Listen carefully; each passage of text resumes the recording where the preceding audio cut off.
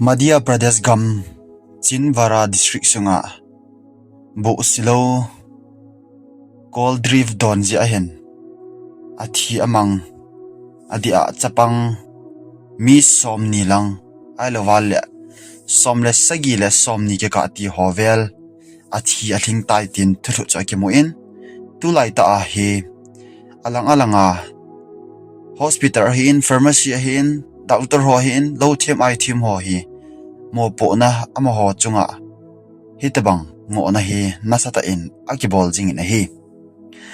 tulai ta in alang alanga doctor ho hi elat ta omin mi pin jong ata san naw hi ala dayen hospital doctor thim tam ta jong mi tam pi jong resign akibol lo na hi hejitil so to kisayin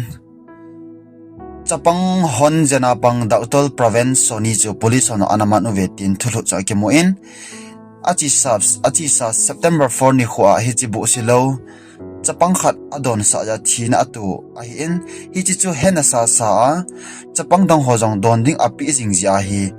ama he kiman hi tin age sei na hi hichibu silo sema pang Tamil Nadu gama Sri Sun Pharmaceuticals Company chunga jong FIR akibol homin Special Investigation Team SIT khat in kholgil na anei ding a hi tin thulu chun akimo in hesi chung changa adi a hi chi Coldreef low test akibol na achun mem ta sa su khathei diethylene glycol low 48.6% azaw het do hi in hichi tol hanin hichi bu silo Coldreef hi epiham kha ahitan ban akibolin hichi Madhya Pradesh gam sunga hi tabang lo hi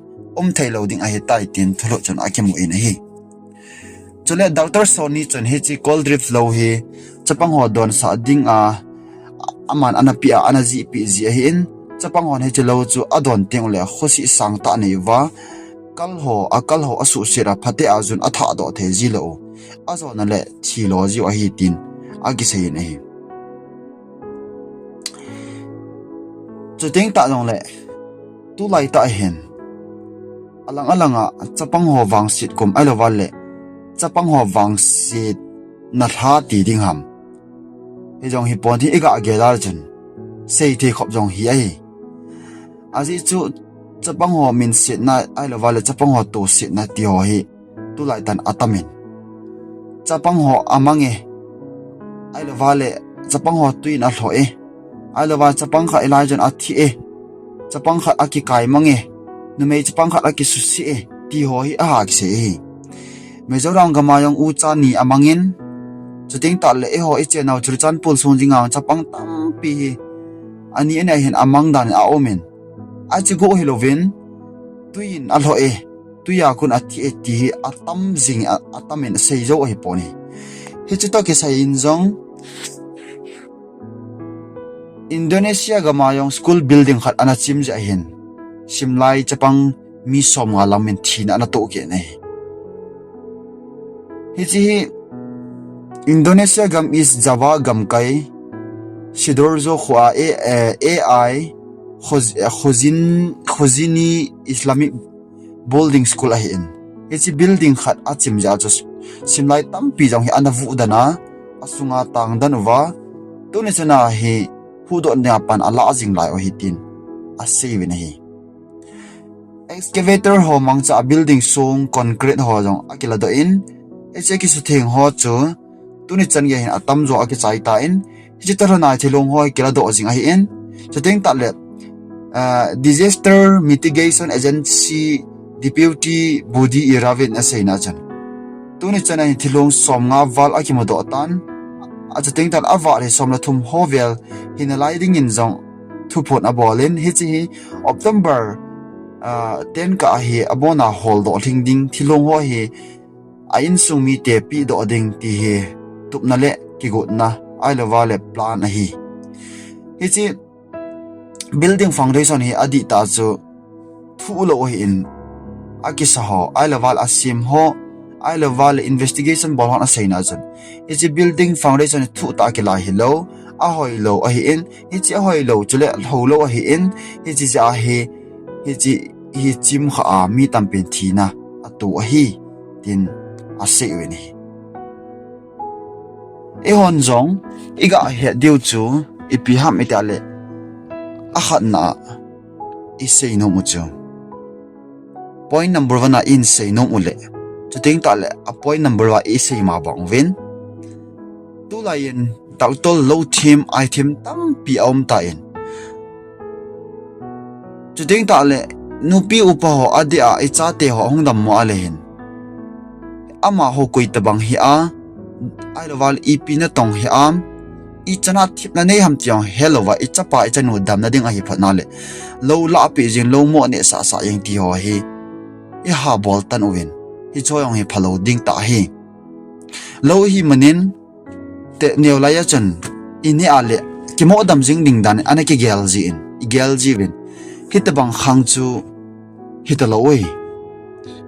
ai lowang hitabang khanga lunggel nei na layang tulai mi tampi omin wang se na itolo jiwen hi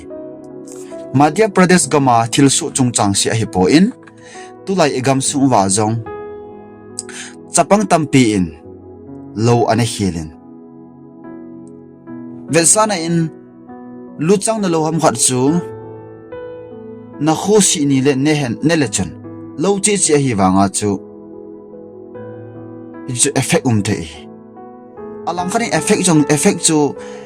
sang ten he do zo hilong mai the hi jong le dau to lo team ho en ase na thil khat chu akini na ding ba akini lo te nga le ita sign khonong ting le effect a hin to in I chan gem khan thla sam na ap ti he lo hi chi jong le hi chi ja hi lo hi aphat phat cha a ini ade hi hum phading a hi tu lai jin adia media lama setting ang scammer ho hat ta in ta sale lagaw lama yong setting ai jong thui hlem atamin doctor lo team I team hong ise chi lampa medical lama setting a jong sum amu phot wal ti a nurse doctor team tampita jong he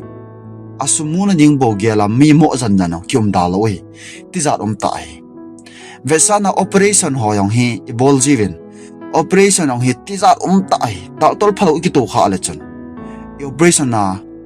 thil ho ita sa body ho abon cha he thingji lo oi tai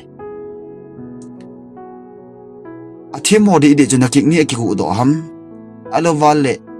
he chi na body pa na thil ho chu phem khat be chu apoi mo lai chu ala do jiu hi ta bang khang cha hi ta ti zat tai hep na khang he ta ni hi chi ji a hin medical lama jong hin nas sata in ei tong khawin ichi thei deu hi apoi mo in ai chong chona jong in far khupi sunga jong adia tuma sangjama nupi khat naw nei ding ana thi dan ji in doctor ho chunga mi pin na satan agi phin lovin strai omin doctor tampion resign ki bolin na sata na boy beni hi choi bidai ga se ham itia lehin tu lai ta hi medical lam hoi epti hitam abol khil naw ti ding ham asu khil naw ti dam asu min phat naw ti ding ham hi chi ato khil naw ti jing oiten hi chi ho lam hin na sata hin ong ha ke sei le jing adon agam kai hin hi chi hi thil khat wang chu hi ilung iwa hi igel the oi ichi the diu apoi mo ta na hi ai lo vale ve sana tu lai lo le ai za iga ve na le hin lo bom sunga thingkil neu cha ham sung chang neu cha ham lam chom hi tia he a lo se lo ala ho thi na thei tampi ki hal jong a da point ti zat ta hi vanoi le sit chung hi ivet na le hin ei ma ding se ki yal na khang ai tai lo sim hon jong a thema lo simovin thu hil hon jong pathin tu se no alam no pathin thu se ovin sumle pai hol alam no sum a hol ovin ho bung sunga lam kai to alam no lam kai to ovin nam sunga lam kai to alam no sumuna ding mai ma lam kai to ovin hi ta hi khap na khang ai tai ei ma ding bo ki yal na khang ai tai hi chi ja hi Madhya Pradesh gama nasata chapang lo ne za thi na to hi ichi thei do hi hong poi mo in ten icha te ho inau te ho even tu wa adia lo le ai ine tim wa jong la hin I khol to wa ine diu dam theina lo a hi ti mana mo ne ne sangin dam theina jong chu ine khila le thi nai ki the hi ti jong hi gel dok ma lo hi ine ji diu hi ichi thei diu hi khang to hi tin adia mi dang gam dangin bol jong le igam sung wa medical lama lo thim ai thim lama chi na sang ta ta nei hon jong igam sung in wang kita na nei ta na eto jing diu pan la jing diu vin jong ikitiam vin hi angai zo si pathin in pathe na bo taw han